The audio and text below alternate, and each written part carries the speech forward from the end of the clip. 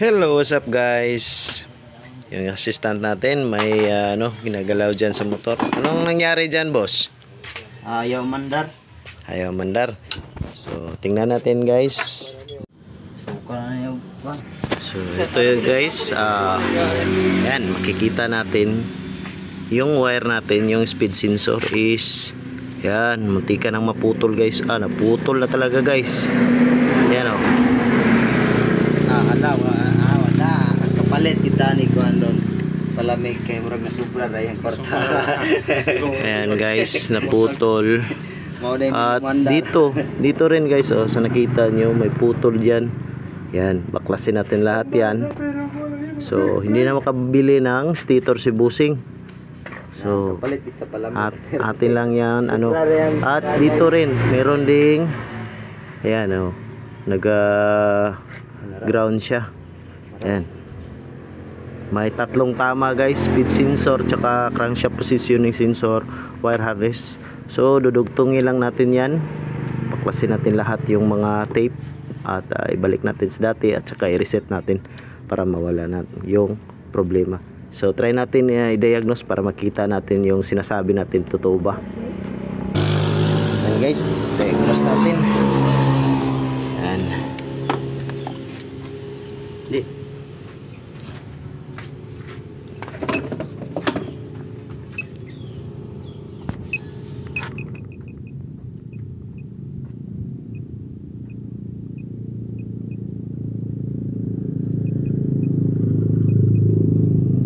Guys, may tatlong BB nakita sa ating scanner.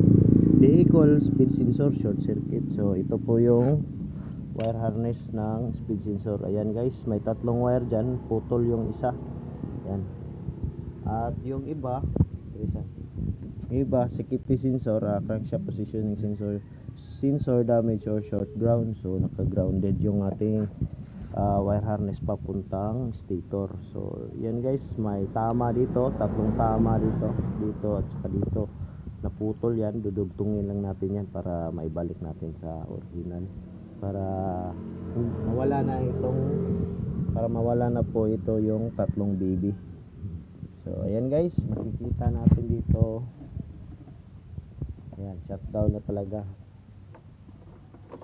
Okay. Nabaktas ka na guys. Ay, dalawang putol. Ito guys, tingnan nyo guys. Sa butuhan na taga Bindaw daw.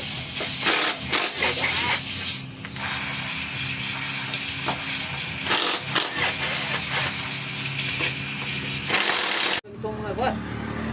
Yata na. Wak yamak ang kuan. Katong sa yamak siya. Matulog saya itong mga kuan. Diba kato yung aloy-aloy na wak yung ako yung aloy-aloy. Ako lagi. Itong nailis mo.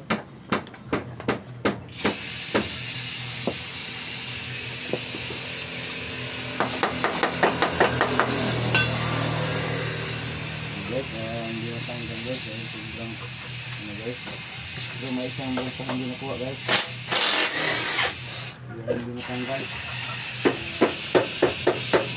Guys, tanggal guys. Jong. Ayan guys, natapos na natin na wiring yung ating putol na wire. At try natin paanda rin guys kung andar ba.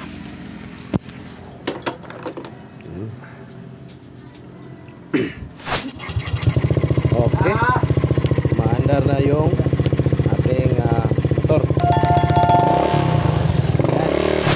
Yung speedometer niya is gumagana na. Mabalik na dati yung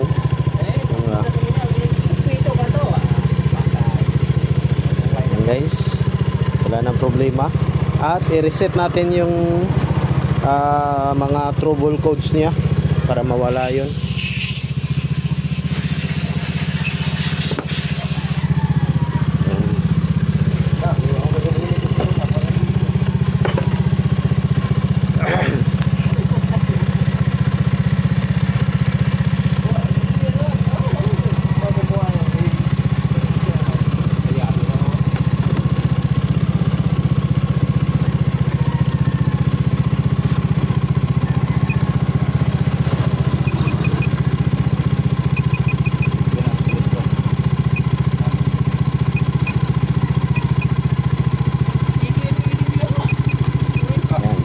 yung trouble code.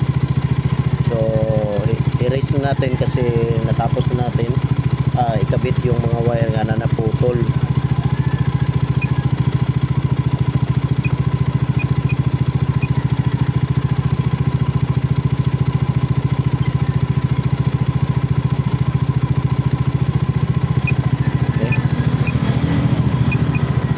Okay, wala na ang trouble code guys.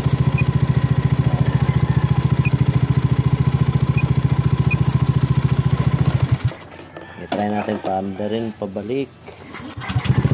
Okay. Alright. Okay. Nice. Tapos rin sa wakas.